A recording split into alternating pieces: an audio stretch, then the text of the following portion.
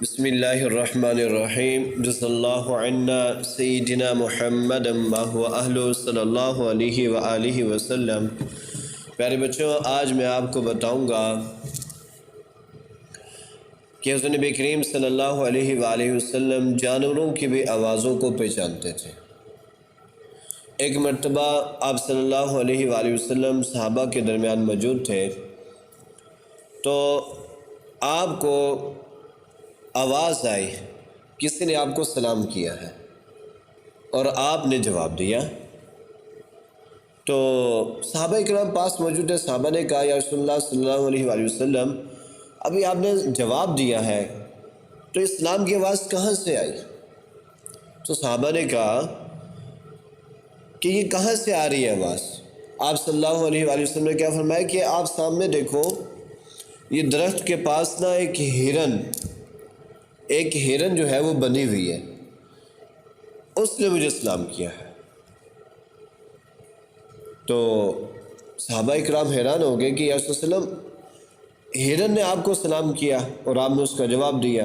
آپ صلی اللہ علیہ وسلم اس کے بعد تشریف لے گئے ہرن کے پاس، تو ہرن جو ہے وہ کیا کہنے لگی کہ یا رسول اللہ صلی اللہ علیہ وآلہ وسلم، میں آپ سے ایک درخواست کرنا چاہتی ہوں کہ مجھے جو ہے نا شکار کر لیا گیا، کسی شکاری نے مجھے شکار کیا، اس نے مجھے یہاں پر باندھ دیا، اور میرے نا چھوٹے چھوٹے بچے ہیں 2، میں انہیں دودھ پلانا چاہتی ہوں۔ تو اگر آپ مجھے یہاں سے چھٹکارا دے دیں، یا یہاں سے بس اتنی مجھے مہلت دے دیں کہ میں بچوں کو دودھ پلا کر واپسی آ جاؤں، تو میں واپسی آؤں گی۔ آپ صلی اللہ علیہ وسلم نے اس کی رسی کھولی اور چلی گئی، وہ جا کر اس نے اپنے بچوں کو دودھ پلایا۔ ادھر وہ جو تھا نا یہودی تھا، بیٹے جو شکاری تھا وہ کون تھا؟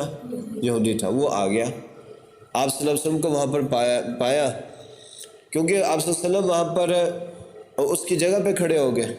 اس نے کہا کہ آپ میری جگہ پر یہاں پر کھڑے ہو جاؤ نا، ہرن نے کہا نا کہ آپ یہاں پر کھڑے ہو جاؤ میری جگہ، تو میں دودھ پلا کر آ جاتی ہوں، یعنی ضامن بنایا آپ صلی اللہ علیہ وسلم کو۔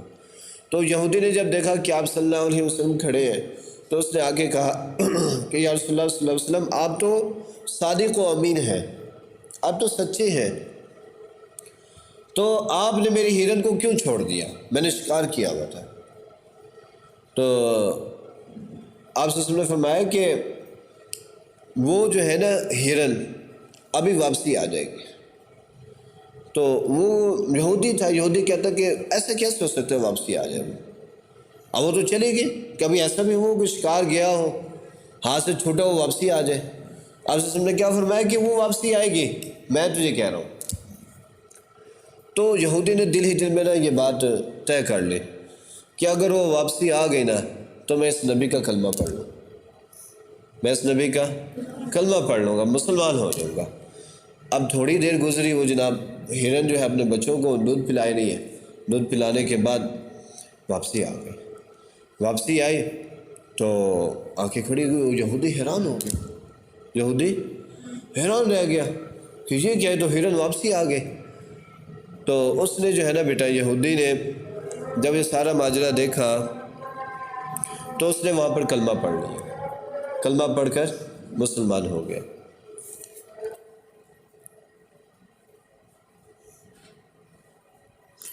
جب وہ یہودی مسلمان ہو گیا تو مسلمان ہونے کے بعد آپ صلی اللہ علیہ وآلہ وسلم نے اس سے کہا کہ یہ جو ہرن ہے نا، یہ میں تجھ سے خریدنا چاہتا ہوں، تو نے اس کا شکار کیا، میں تجھ سے خریدنا چاہتا ہوں، تو مجھے تو یہ کتنے پیسوں میں دے گا؟ تو آپ صلی اللہ علیہ وآلہ وسلم نے جب اس سے یہ کہا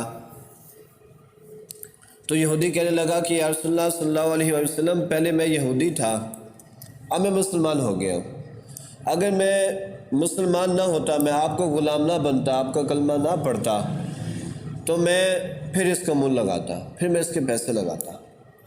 بہرحال اب میں مسلمان ہو چکا ہوں، تو یا رسول اللہ صلی اللہ علیہ وسلم، یہ جو ہرن ہے یہ میں آپ کو گفٹ میں دیتا ہوں۔ تو اس کو ہرن کو آپ صلی اللہ علیہ وسلم کو اس نے گفٹ دے دیا۔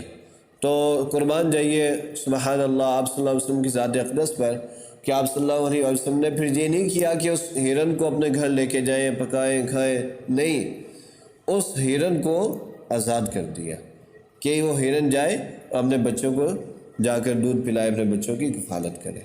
تو پیارے بچوں دیکھا آپ نے کہ کیسے جانور بھی آپ صلی اللہ علیہ وسلم کی باتوں کو سمجھتے تھے، آپ صلی اللہ علیہ وسلم کی آوازوں کو سمجھتے تھے، اور آپ صلی اللہ علیہ وسلم بھی ان کی آوازوں کو سمجھتے تھے۔